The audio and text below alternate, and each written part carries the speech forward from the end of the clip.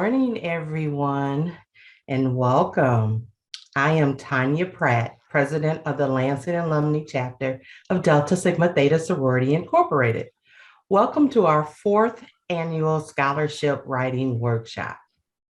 Delta Sigma Theta Sorority Incorporated is a public service organization founded in 1913 on the campus of Howard University by 22 dynamic college-educated women.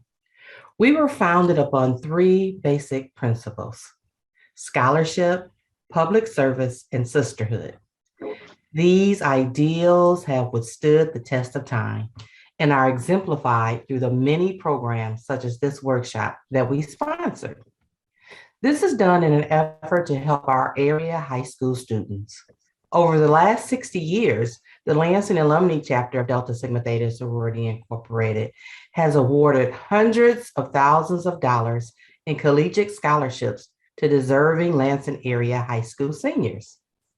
I ask that you take this opportunity to learn as much as you can and take as many notes as you need in order to help prepare you for the next phase of your life as a college student. At this time, I would like to introduce you to one of our scholarship committee members, Wendy King, who will tell you more about our scholarship writing workshop. Thank you, President Pratt. I'm excited to be able to speak with you about our scholarship writing workshop.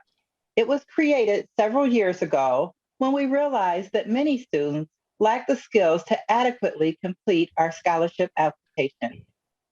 Our goal is to help students get started on the scholarship process. We want to give you the practical steps to help you write your scholarship essays so they stand out and represent you well. Each year, we partner with Leonard Rusher of Rush Investment Unlimited to put on his workshop. Rush Unlimited is a locally operated company in Lansing, Michigan, with a secondary office in Detroit, with a focus on assisting college-bound students with their search for scholarship money. Rush Unlimited offers individualized consulting, researching, and acquiring scholarship applications to reduce the financial burden on college tuition. As a parent of two daughters, Mr. Rusher and his wife were like many families who didn't adequately save for college tuition. When his eldest daughter was preparing to graduate from high school, Mr. Rusher began to research organizations that provide scholarship opportunities for high school seniors. After he and his oldest daughter completed the first application, he understood why people don't apply. He found the scholarship application process to be tedious, discouraging, and extremely time-consuming. But he said they persevered through the process to produce a quality application to be considered for an award. Their perseverance paid off, and his daughter received $32,000 in scholarships. By the time his second daughter graduated, he perfected a method, and she received $34,000 in scholarships. Mr. Rusher is here today to teach you that method. Mr. Rusher, I turn it over to you. Hello. So yeah, I'm Mr. Rusher. Thank you for that introduction right there. And so we're going to go through this, my process of scholarships. And I would say if the students have any questions at any time, please just chime in. Don't try to save the question to the end of the process, end of this program.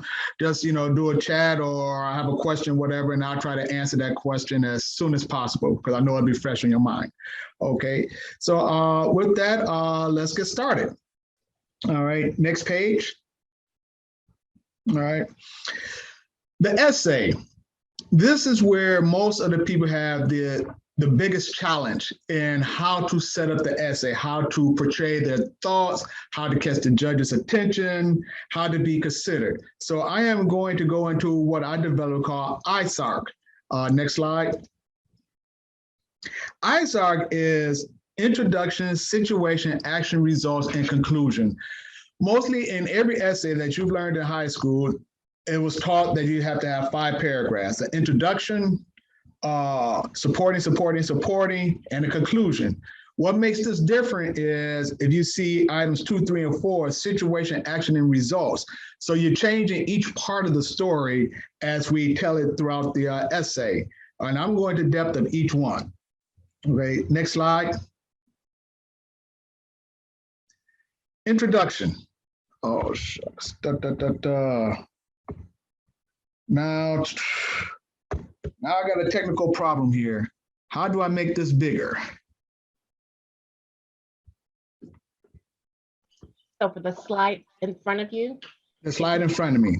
if you go up to the top of your floating bar, it should have a view options, and you can Yes. expand it. Standard. There we go. Okay, thank you. All right. So how to set up the essay. There are multiple ways of setting up the essay. But like I said, we're going to start off first with the introduction. You can start off with one way. It is an honor to apply for the Henry Ford Scholarship. Okay. The one way you cannot start off your introduction is, my name is Leonard Rusher. And for two reasons, you cannot start off that way. One, they already know who you are because of your application. The essay is the last thing they're going to read. So they already have an idea of who you are.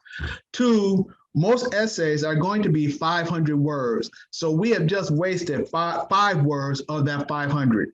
Believe it or not, every word counts for something. So having those 5 words won't count for anything. So we will not add that there. There are multiple ways of doing an introduction. Like I said, the first one is an honor to apply for the Henry Ford Engineering Scholarship. The other one could be a famous quote. My daughter, when she applied for the Martin Luther King Scholarship and she came in first place and won $5,000, she started off with, "We hold these truths to be self-evident, that all men are created equal, endowed by our Creator, unalienable rights, life to liberty, pursuit of happiness, life, living in pursuit of happiness." And I think it was one other one in there.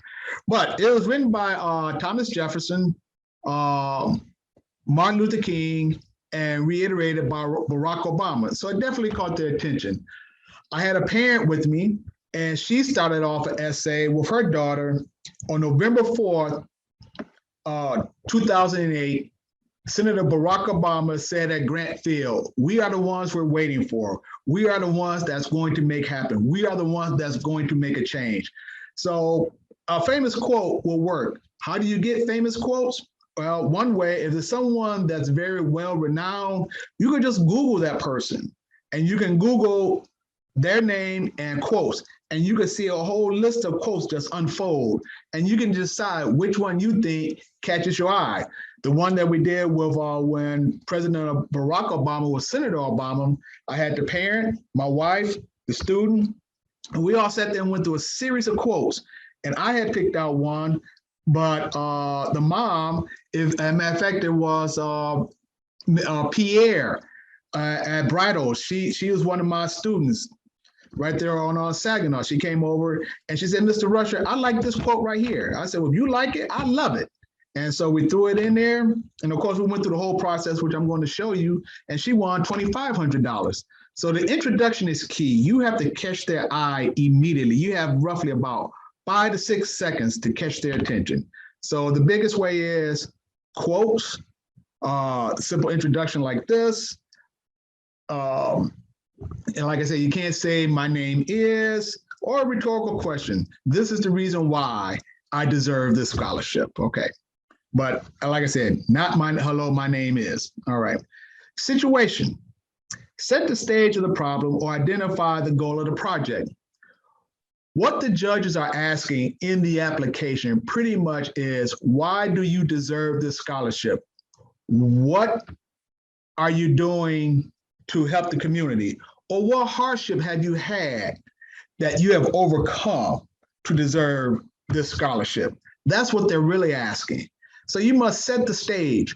My daughter, again, she said, "I served as the president of the blood drive for my high school. We were always short of providing blood pints for the Red Cross. So I made it my intent to provide a record amount of blood pints to the Red Cross. So that was the situation. That was the problem she had. One, previous years, they did not have enough blood. Two, she wanted to exceed that record. So that was the situation. So she was putting the judges in her shoes. The next is the action. How did you fix the problem? What type of promotion did you do? What calls did you make or letters did you write? What risks were involved? What did you do to coordinate what or with what agency? What we're saying here is the judges want to see you be a leader. And this is what leaders do. Leaders make things happen. So this is what you have to tell. How did you make it happen? So these items right here are just like key words to go, who did I call? Who did I write? Who did I sit down with? How did I rally all the students around me or the adults around me to help me fix this problem in the community or help me come over this hardship? So this is the action part. How did I do it? What did I do? When did I do it? So that's where the action comes in at. Next slide. The results. Did you reach your goal? So this is what we're saying. After the result, after the action, how did it unfold? How did you see it? What did it become? So here are just some key phrases that will spark your thought as you write your essay. How many people were helped? How much time was saved? How much money was raised? How much money was saved? Or better yet, how did this situation change you? Prior to whatever it is you were going through or whatever problem that you were trying to fix, you probably saw this event or this issue as one way. When you went through the process and you came out on the other end, you look at the situation and you go, oh, wow, I didn't know, or I learned something. My daughter, she wrote the essay about homeless military people because I'm a military service member. I was in the military for 33 years. So she was feeding military families that were homeless. And at the end of her program of feeding the homeless, she said, Daddy, I did not know that there were military people or military family that were homeless. So yes, they are. Yes, they have the same issues as everybody else. So that's how that changed. That's what we mean by how did this situation change you? How were you enlightened? Okay, I have a question here. So if I wrote an essay about how I was premature, et cetera, let's see here. So if I wrote an essay about how I was premature, et cetera, would that work? Pretty much if it was premature was an issue, it stopped you from doing something, yes, then, or the hardships, yes, that will work. Okay. Next, and then after you get from the results, thank you for the opportunity to apply for your scholarships. I look forward to hearing from you. You can just end it right there and that will be it. So I have done this for 5 years, 5 to 6 years now. And I guarantee you, if you set your essay up like this, you will be a contender. I can't guarantee you will be a winner, but I will guarantee you that you will be a contender. Okay, so how to tell your story.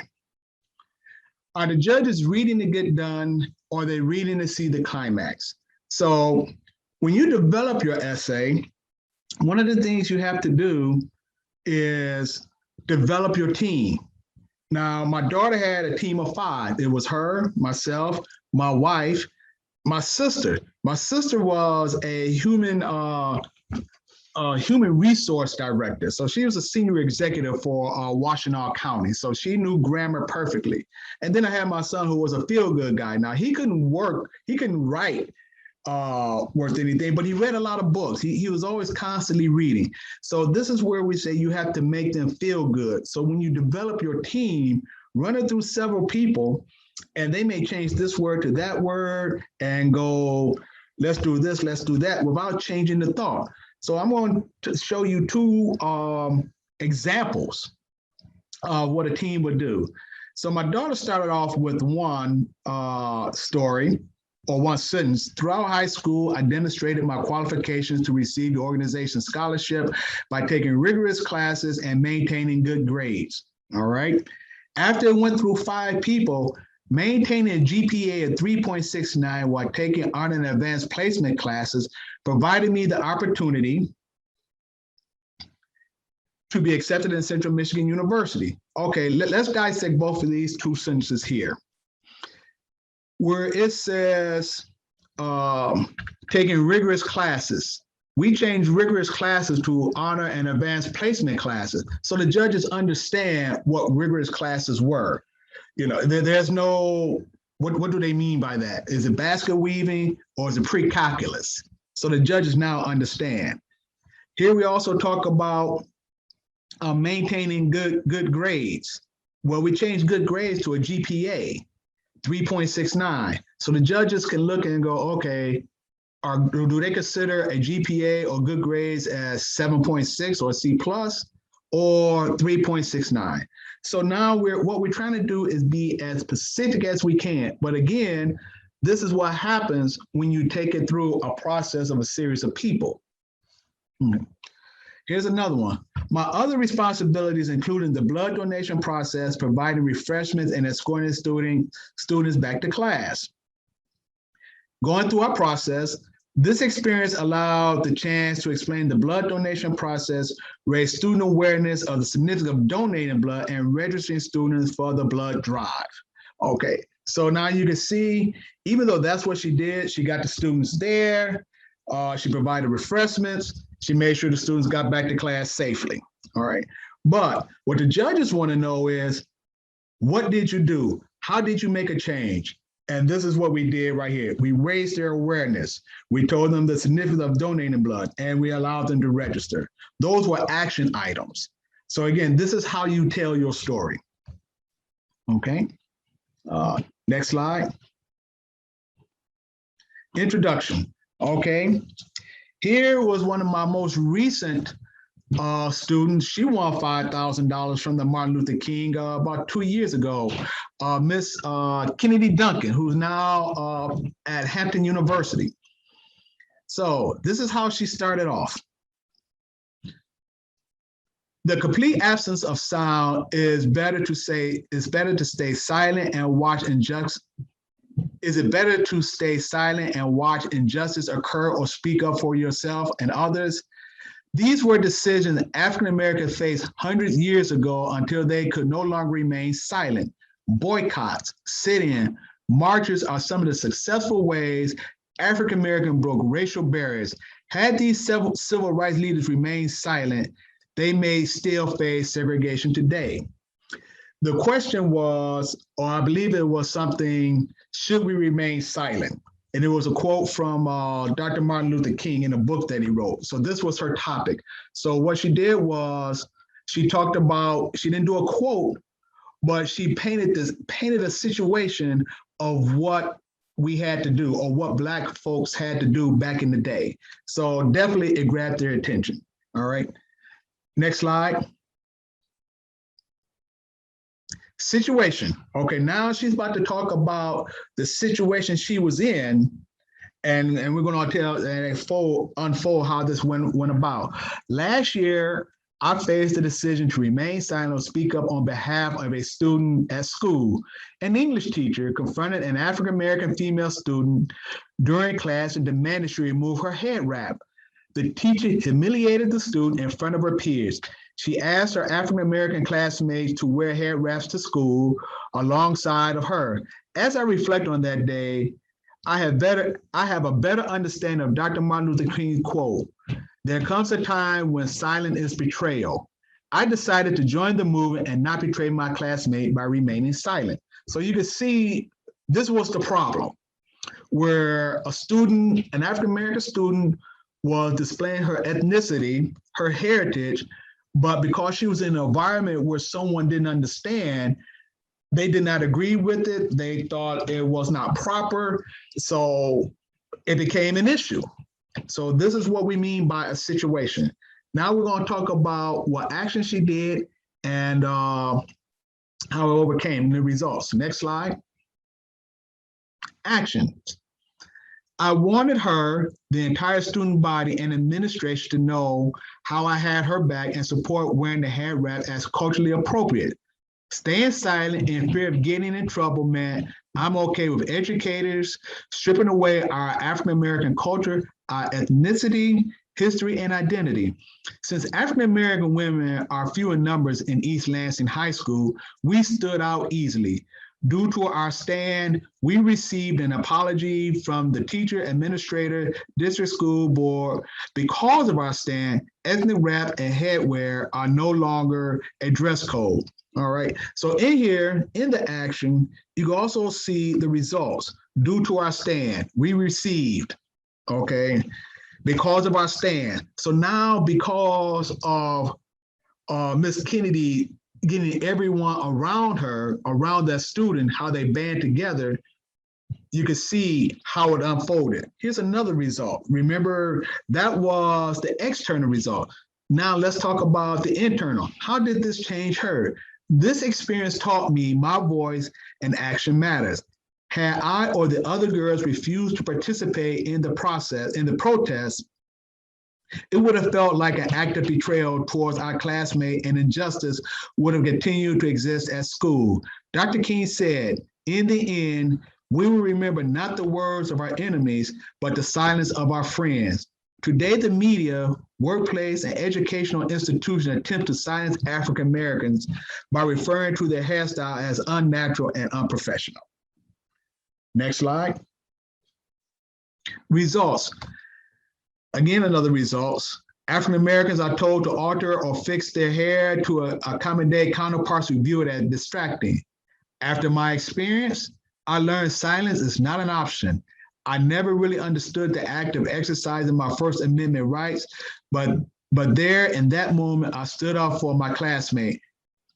I not only stood up for my peers, but for injustice. So you can see all the results of the problems that she had, the action that she took, and how many people were affected. In the conclusion, also she didn't use the conclusion I gave her. This is a very outstanding conclusion. We all come from different backgrounds and should be more open to educating ourselves on our differences. That's what Dr. King wanted. He wanted us to look past people's appearance and not be silent against cultural biases. So again, this was one of my winners. And we went through the exact, what we talked about: introduction, situation, action, results, conclusion. She painted a very clear picture of how it all unfolded and how the students were able to rally around her and made the adults aware that, hey, this was wrong. Okay. Next slide. Okay, before we go into practical exercises, I can't see the chat box. So are there any questions out there? Okay. No questions at all. Okay. All right. When you register, hopefully you received a I sent out, so it's got 3 different type of applications. Here's one, the Voices of Democracy.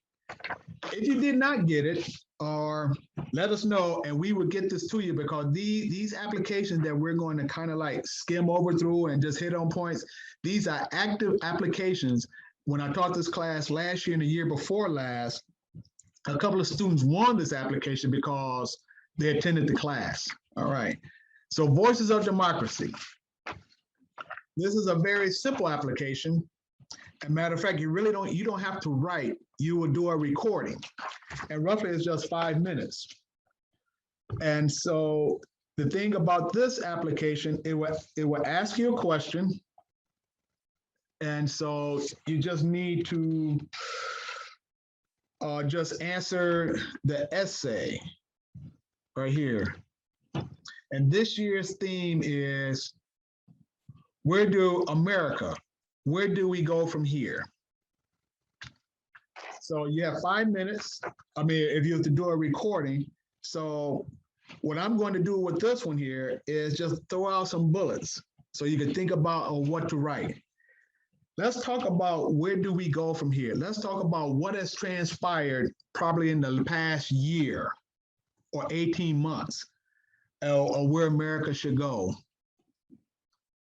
About 18 months ago, we had a president, and a lot of things were unfolding. One thing was unfolding was the COVID epidemic. Okay, where do we go from here? So this was totally something new, and we were in a system of chaos. So where does America go after being involved with COVID? Another issue that America had to deal with was the openness of racism. We had an open riot in Charlottesville, Virginia, where we had neo-Nazis rioting against peaceful protesters. So it appears the last question was sent. Okay, yeah. Neo-Nazis. So we could talk about that. Where do we go from here? How do we figure out, how can we get along? Understanding people differences, or talk about how racism has really elevated, where people did it in secret, now they're just doing it blatantly. So those are the things we can talk about the struggles of where we are in America. I did not receive the packet. This is very helpful. Okay.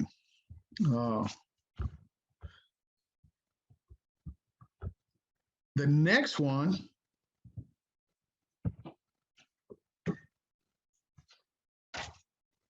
The next one is international from my fraternity. And the question is,